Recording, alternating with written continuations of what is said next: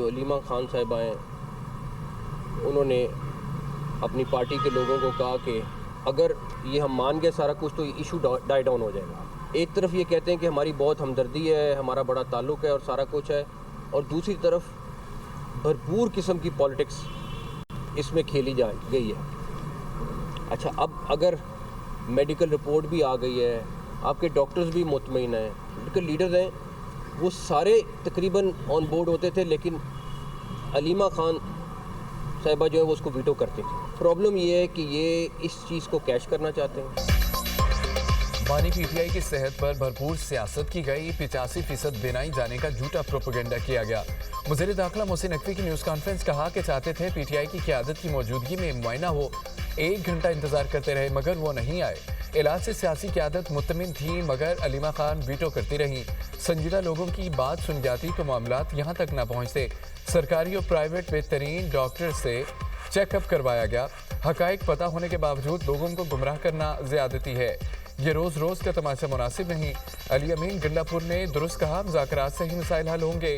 N R O والا میرا subject نہیں ہے, اس بات پر یقین رکھتا ہوں کہ بات چیت سے مسائل حل ہو جاتے ہیں. یہ بات وزیر اعظم شہباز شریف بھی کہہ چکے ہیں. سڑکوں کی بندش ختم کرانا حکومت کی آئینی ذمہ داری ہے. پاکستان میں دہشت گردی میں بھارت ملوث ہے.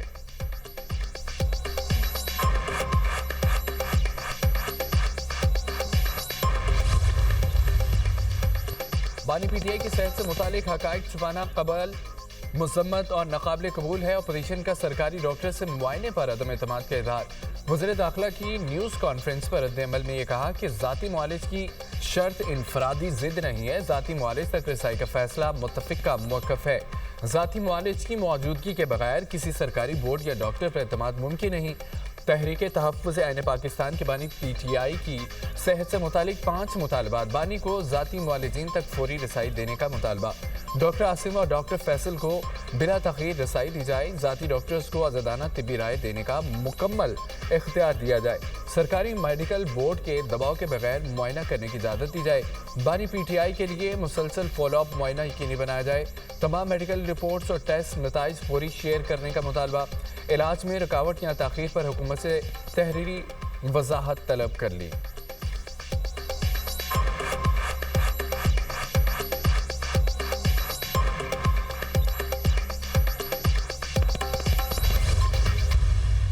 ڈاکٹرز کا فیصلہ تھا کہ ان کا معائنہ جو ہے وہ وہاں پہ جیل میں ہو سکتا ہے تو ہم وہاں پہ معائنہ کریں گے. ڈاکٹرز نے یہ فیصلہ کیا؟ جی, یہ ڈاکٹر کا فیصلہ تھا. اگر مثال کے طور پہ جو پہلے ان کو انجیکشن جو ہے وہ لگایا گیا ہے تو ڈاکٹرز نے کہا کہ جی نہیں, یہ جیل میں نہیں لگ سکتا, یہ ہاسپٹل میں لگے گا, تو ان کو ہاسپٹل لایا گیا. اگر اس قسم کی جو ہے وہ پولیٹیکل مینوورنگ کریں گے, اس قسم کے پیغام باہر آ کے دیں گے, تو پھر یہ ملاقات بھی جو ہے وہ پھر یہ بھی بند ہو جائے گی. بانی پی ٹی آئی کی صحت بالکل ٹھیک. پی ٹی آئی کا موقف سیاسی ہے. وزیر اعظم کی مشیر انس ثناءاللہ کی پروگرام دنیا مہر بخاری کے ساتھ میں گفتگو. کہا تحریک انصاف والے سیاسی بیانات دے کر بشرا بی بی کی ملاقاتیں بھی بند کروانا چاہتے ہیں. اس قسم کے بیانات دیں گے تو یہ ملاقاتیں بھی بند ہو جائیں گی. تحریک انصاف اپنے سیاسی موقف کو اس وقت تک جاری رکھیں گے جب تک ان کا مقصد پورا نہیں ہو جاتا. ان کا مقصد یہ ہے کسی طرح کوئی حادثہ رونما ہو جائے کہ اسٹریٹ موومنٹ شروع ہو. ڈاکٹرز کا فیصلہ تھا بانی پی ٹی آئی کا معائنہ جیل میں ہو سکتا ہے. ڈاکٹرز نے ہی فیصلہ کیا. بانی کو انجیکشن جیل میں نہیں اسپتال میں لگایا جائے گا. وزیر دفاع فیاض آصف کا ایکس پر بیان. کہا کہ پی ٹی آئی کی عادت اور اقتدار کوئی بھی نہیں چاہتا بانی رہا ہوں. سب کی دکانداری چل رہی ہے اور وہ اپنی دکانیں بند نہیں ہونے دیں گے. یہ روزانہ ٹی وی پر ہوتے ہیں. پلے ایک ووٹ نہیں, ووٹوں کا مالک اندر ہے. یہ ایک کوڑی کی ویلیو ایڈیشن نہیں کرتے.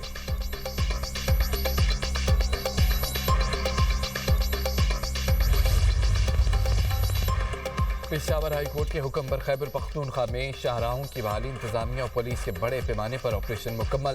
پنجاب اور خیبر پختونخوا کو ملانے والے اہم مقام اٹک پل جی ٹی روڈ پر لگی رکاوٹیں ہٹا کر ٹریفک بحال کر دی گئی ہے. ڈیرہ اسماعیل خان کو میاں والی اور چشمے سے ملانے والی سڑکیں کھول دی گئی ہیں. ٹریفک مکمل بحال. موٹر وے M14 سی پیک یارڈ ٹول پلازے کو بھی کلیئر کر دیا گیا ہے. ہزارہ موٹر وے پر حویلیاں اور مسلم آباد انٹرچینج بھی بحال. کوہالہ روڈ کوہاٹ میں راولپنڈی روڈ بھی کھل گئے ہیں۔ پولیس نے ایبٹ آباد کوہاٹ کرک میں 3 روز سے جاری دھرنے ختم کرا دیے، شرکا منتشر۔ پشاور ہائی کورٹ نے آئی جی خیبر پختونخوا کو صوبے کی تمام سڑکیں فوری کھولنے کا حکم دیا تھا۔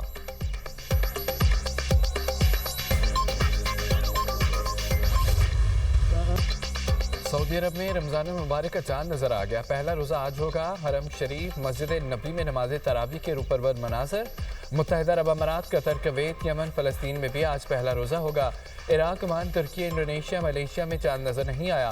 پہلا روزہ 19 فروری بروز جمعرات کو ہوگا۔ آذربائیجان، قازقستان، کرغزستان، ازبکستان میں بھی پہلا روزہ جمعرات کو ہوگا۔ بنگلہ دیش، Bharat, Japan, Singapore, Australia, France میں بھی 19 فروری سے رمضان المبارک کا آغاز ہوگا۔ پاکستان میں رمضان کا چاند دیکھنے کے لیے مرکزی رویت ہلال کمیٹی کا اجلاس آج پشاور میں ہوگا۔ صدارت چیئرمین مولانا عبدالخبیر آزاد کریں گے۔ زونل کمیٹیوں کے اجلاس بھی آج ہوں گے۔ رمضان کا چاند نظر آنے کے قوی امکانات۔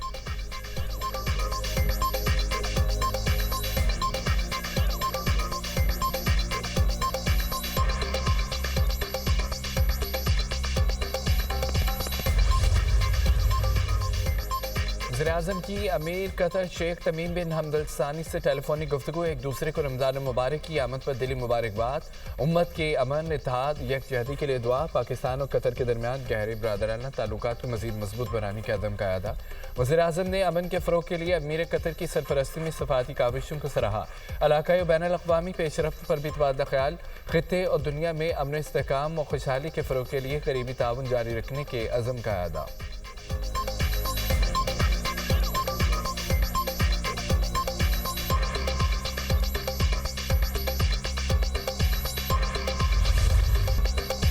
بھارت نے پانی کو بطور ہتھیار استعمال کرنے کی دھمکی دی۔ ہمارے پڑوسی نے انڈس واٹر معاہدے کی خلاف ورزی کی۔ پائیدار ترقی، امن و خوشحالی کا راستہ کے موضوع پر تقریب ہوئی۔ وزیر اعظم شہباز شریف نے کہا کہ دنیا کو ماحولیاتی تبدیلی کا سنگین چیلنج درپیش ہے اور بڑھتی آبادی قدرتی وسائل کو ختم کر رہی ہے۔ پائیدار ترقی ہی عالمی امن کی ضمانت ہے۔ پاکستان کاربن اخراج میں معمولی حصہ ہونے کے باوجود سب سے زیادہ متاثرہ ملک ہے۔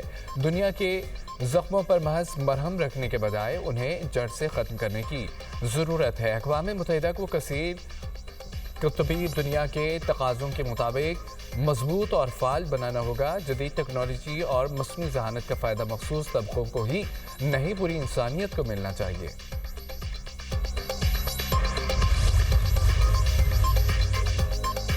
بانی پی ٹی آئی کو ڈیالہ جیل میں دستیاب سہولیات کی تفصیلات منظر پر آ گئی۔ سپریم کورٹ میں سپرنٹینڈنٹ ڈیالہ جیل کی رپورٹ کے مندرجات۔ بانی کا ڈیالہ جیل میں کمپاؤنڈ 7 سیلز پر مشتمل ہے۔ بانی پی ٹی آئی کے سیل کے سامنے 57 فٹ لمبی 14 فٹ چوڑی راہداری ہے۔ بانی کے کمپاؤنڈ کے ساتھ لان بھی ہے۔ بانی لان میں بیٹھ کر کتابیں، اخبارات پڑھتے ہیں، دھوپ میں بیٹھتے ہیں۔ 7 سیل میں مشتمل کمپاؤنڈ میں 30 سے 35 قیدیوں کو رکھنے کی گنجائش ہے۔ ورزش کے لیے سائیکلنگ مشین اور دیگر جم کا سامان فراہم کیا گیا ہے۔ ناشتے میں کھجور، اخروٹ، شہد، کافی، دلیا، لسی، گرم دودھ، چیا سیڈ کھاتے ہیں۔ موسمی اور انار کا جوس بھی پیتے ہیں۔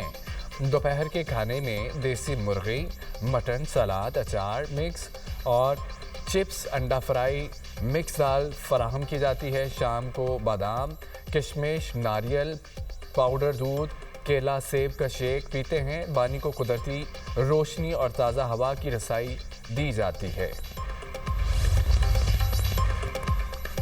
ایران اپنا پرامن جوہری پروگرام کبھی ختم نہیں کرے گا۔ ایرانی صدر مسعود پزشکیان کا کہنا ہے کہ ایران کا جوہری ہتھیار بنانے کا کوئی ارادہ نہیں۔ اگر کوئی تصدیق کرنا چاہے تو ہم اس کے لیے مکمل تیار ہیں۔ مذاکرات کا مقصد ایٹمی پروگرام کی حقیقی نوعیت ثابت کرنا ہے۔